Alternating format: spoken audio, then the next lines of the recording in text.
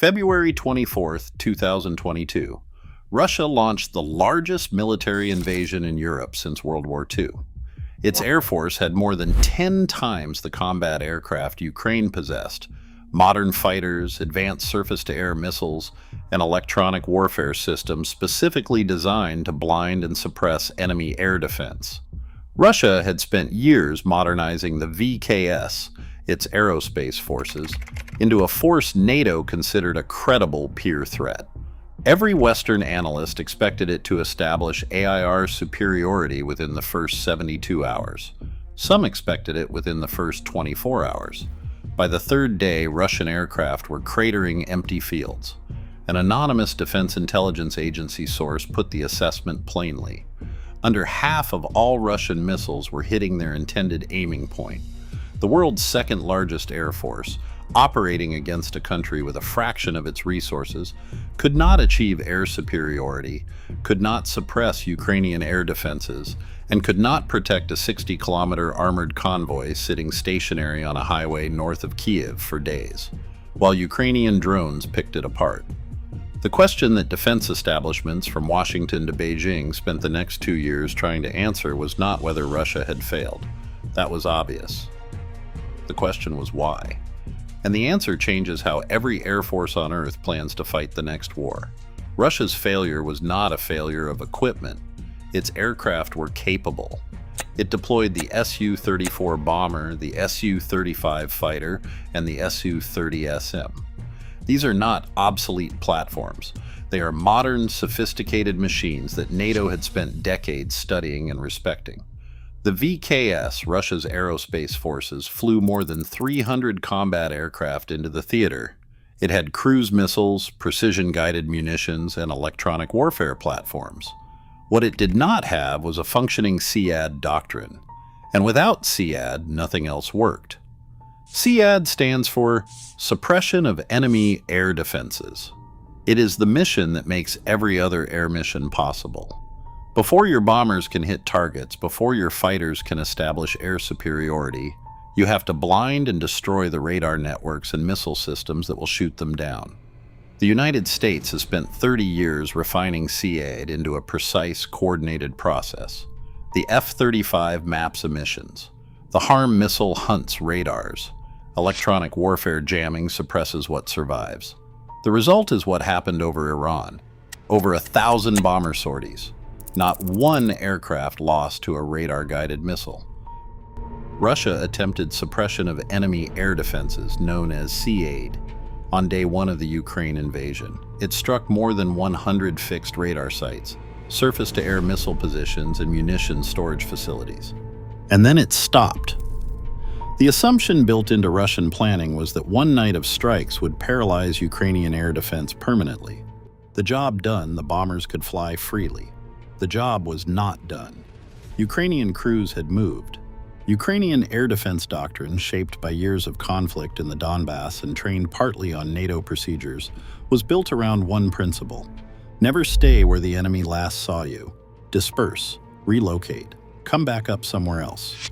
When Russian precision munitions hit the coordinates they had been assigned, they hit locations that Ukrainian crews had vacated hours earlier. Russian intelligence assessed the strikes as successful. Russian battle damage assessment, described by analysts as suffering from a deeply embedded confirmation bias, assumed any ordered strike that was carried out had succeeded. Ukrainian air defense reconstituted from mildly damaged positions, while Russia's planners believed it was destroyed. The next day, when Russian aircraft flew into Ukrainian airspace as if the threat had been eliminated, they flew into air defenses that were still operational and still mobile, still waiting. The losses compounded immediately.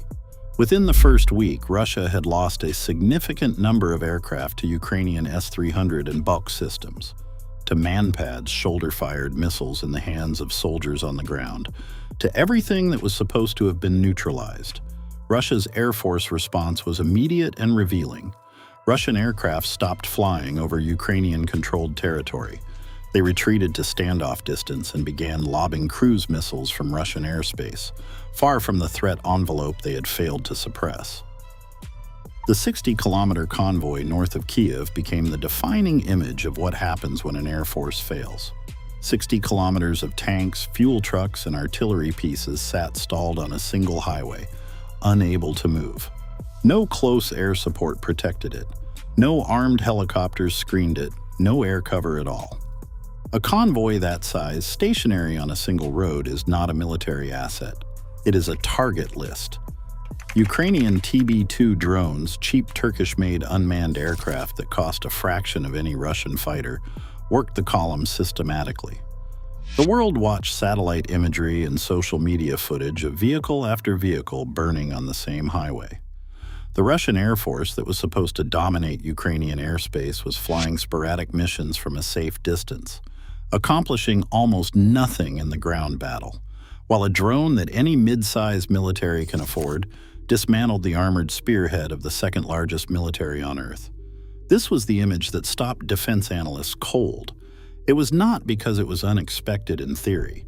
It was because seeing it at that scale, in real time with publicly available satellite imagery confirming every detail, made the abstraction concrete in a way no war game had ever done. So what did America actually learn from this? 3 specific lessons that changed how the United States approaches air warfare.